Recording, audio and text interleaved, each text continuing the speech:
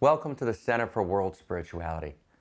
We're talking together, we're inquiring together, we're investigating together what needs to be the quality, the feeling tone, the heart tone of a world spirituality. In world spirituality, we need to live the question. In the old religions, at least in their exoteric and their public face, it was all about having the answer. In the next stage of evolving consciousness, spirit becomes not only about having an answer, it becomes about living the question, about dancing in the uncertainty.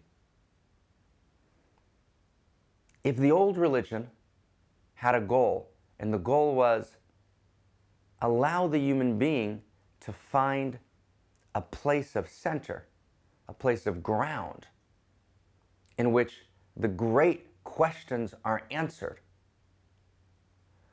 then the new face of spirit says that the human being needs the ground of authentic and genuine knowing in order to hold the uncertainty, the unknowing that exists beyond all the knowing. And you can actually hear, even in our conversation right now, the certainty and uncertainty, the knowing and unknowing dancing together. You know, I began by saying world spirituality needs to be able to live the question. So in the one sense, that was a statement of uncertainty, living the question. On the other hand, it was a certain statement about uncertainty. And it was a knowing that we need to be able to hold uncertainty, which is itself a kind of knowing.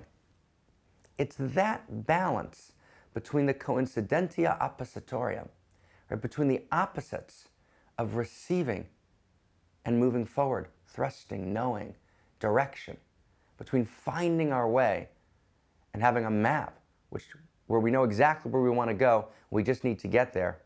It's that balance that the play is about. And let me go deeper. In the public faces of the old religions, dogma, the principles of belief, that which was known, transmitting that which was known as a guide to life was essential. And that's good, and that's important. We don't want to lose that because there are things that we know. And there need to be principles of knowing. We need to uncover the dharmic laws. When I say dharma, I mean, I'm using a Buddhist word, a Sanskrit word, the way. Right? What we know, what we've learned from wisdom and from study and from contemplation and from prayer and from meditation, what we've learned and gathered and what we know about what is, that's the dharma, that's the knowing. We need the knowing. We need the maps. But the old religions went too far. Right? They overreached what they really knew. They claimed to know more than they did. And so dharma, the true and authentic knowing, became dogma. And dogma meant, right, those things that we establish as true that we don't really have access to. We don't really have information about.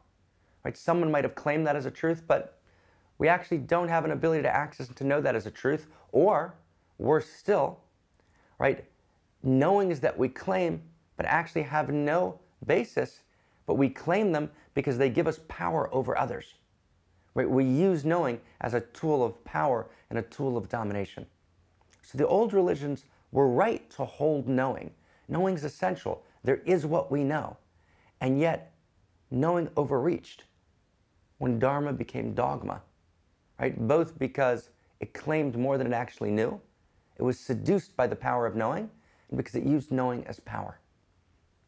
Now, as in the last 40, 50 years, in the Western and Eastern world, the old religions have really profoundly and powerfully ceased to have the compelling hold they once did, culminating a process that's been going on since the beginning of the Enlightenment in the West for the last 300 years, and the merging of East and West that's happened also in the East in the last 70, 80, 90 years. Right, culminating, right, this process, there's been this notion that we don't know anything and that it's all about uncertainty. And when teachers teach, They no longer teach their certainty, they teach their uncertainty. A teacher is actually afraid today to make any positive statement of certitude about the nature of anything. And what happens is the core knowings of values, the knowings of love, right, the knowings of duty and obligation, because there are duties and there are obligations that are real, all of that hasn't been transmitted, right, to a large swath of the leading edge of the population. And so in world spirituality, we need to hold the dignity, the gorgeousness, the deep truth, the realization of knowing, right? Even as we hold the humility, the openness, the receptivity of unknowing. And it's the full power of those as they integrate, which actually creates, right, the next stage in Spirit's unfolding. I want to draw something humbly from the great traditions, just so in closing you can feel this alive, because actually in the great traditions themselves, this understanding, this balance, right, this dance between knowing and not knowing was actually alive and true. But it wasn't really available in the public face of the religions, because the public face of religions seeks to organize society and give the common person the best holding, the best rooting, right, the best set of tools they could to get them through life in the most ethical and deep way. But in the courses for the advanced, the esoteric, meaning the secret teachings of the great religions, the hidden teachings, this understanding was deep and profound and well known. This dance between knowing and unknowing was well known. And they talk about it in the mystical texts. So I'll just give you one example. In Hebrew mysticism, for example, Vadai, which means certainty, is actually a name of God. Vadai Shmo Kein Tilato. His name is certainty. Such is his praise. In fact, the very word Judah, and Judah is the Lion of Judah, right? The source of so much of wisdom. Judah is the ancestor of Solomon in the great biblical text, right? Judah actually plays with the same Hebrew letters, Vadai, certainty, because it's the experience of radical knowing, radical certitude, which characterizes, right, the deep inner face of Spirit. And at the very same time, within the great religions, you have this idea that God's name is also uncertainty.